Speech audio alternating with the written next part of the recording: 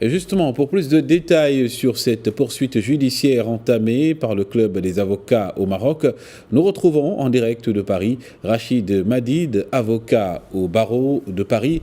Bonsoir à vous, maître. Bonsoir. Alors, pouvez-vous nous expliquer le genre d'infraction commise par Merdi Guezar du point de vue juridique?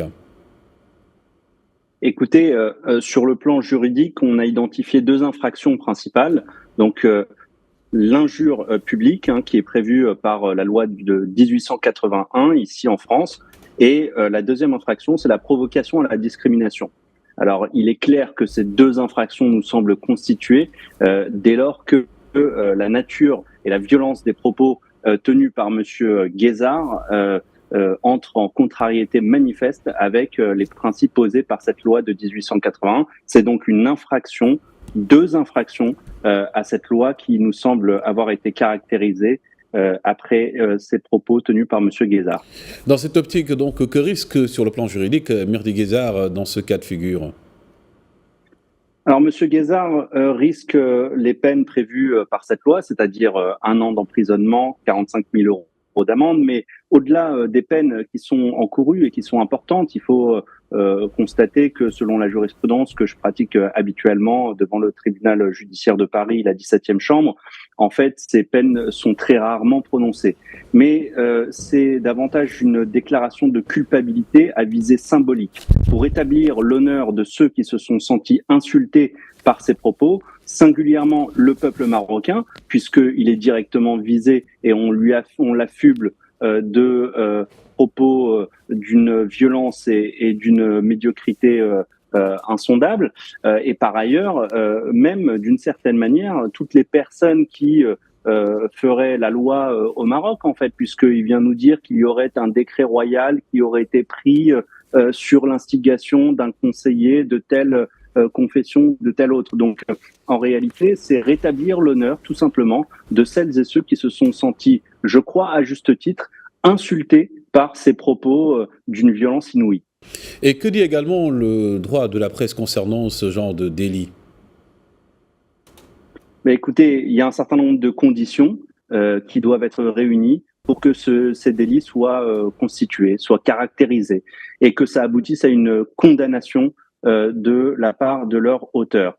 En l'occurrence, on a un sujet qui est purement technique, qui est le principe du rattachement de ces propos à la juridiction française. Et moi, étant avocat au barreau de Paris, je m'intéresse au point de savoir dans quelle mesure est-ce qu'un tribunal parisien peut déclarer coupable M. Mehdi Guezard pour les propos qu'il a tenus.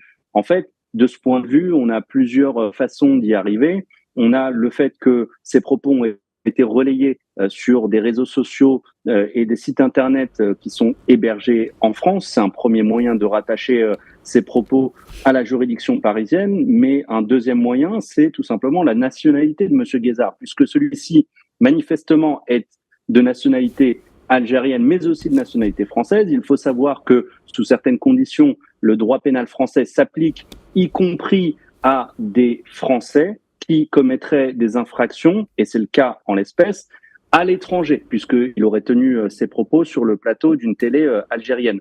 Donc en fait, il n'y a pas tellement de difficultés, de mon point de vue, pour aller accrocher Monsieur Mehdi Guezard sur ces infractions qui sont graves, compte tenu de la nature extrêmement violente des propos, encore une fois, qu'il a pu tenir. Et plusieurs Marocains donc de France et d'ailleurs comptent poursuivre plutôt en justice Merdi Guezard pour les propos haineux, discriminatoires entre autres. Cela pourrait-il aggraver ces sanctions également? Alors, ça n'a pas d'impact direct sur la peine qui est prononcée, mais j'ai presque envie de dire, avec un brin d'humour, plus on est de fous, plus on rit.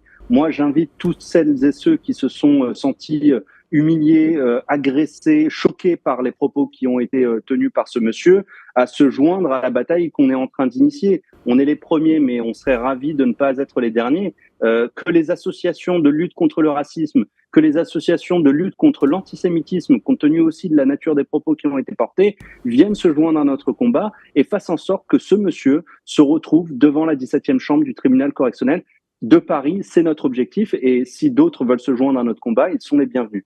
Rachid Madid, merci pour ces éclairages. Je rappelle donc que vous êtes avocat au barreau de Paris, mandaté par donc le club des avocats au Maroc.